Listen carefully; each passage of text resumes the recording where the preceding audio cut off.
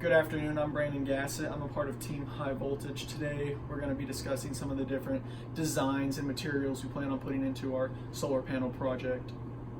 So for our first design, we thought about having a solar panel constructed of wood for a base, basically having about 3 larger solar batteries here that will power our USB right here.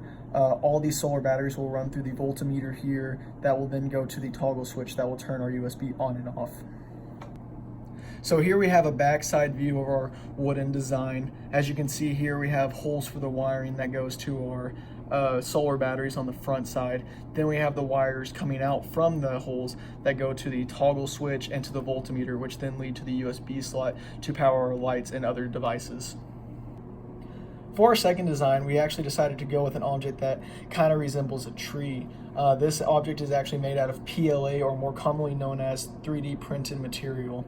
At the top, we have a base that supports our solar batteries and our voltmeter, and at the base of it, which is connected to our wiring at the top, we have our switch and USB outlet.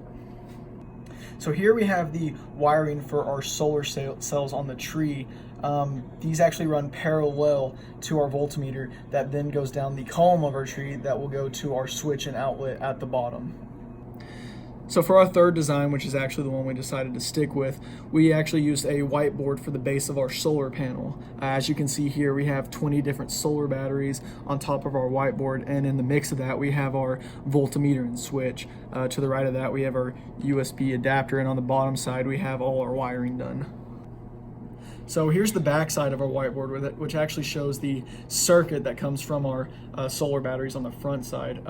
As you can see here, we have our negative and positive wires, which actually runs in parallel and series to our voltmeter over here, which then in turn goes to our switch and USB port. Okay, so this is the cost sheet for design 3. This in total should be in all the parts we require to create design 3.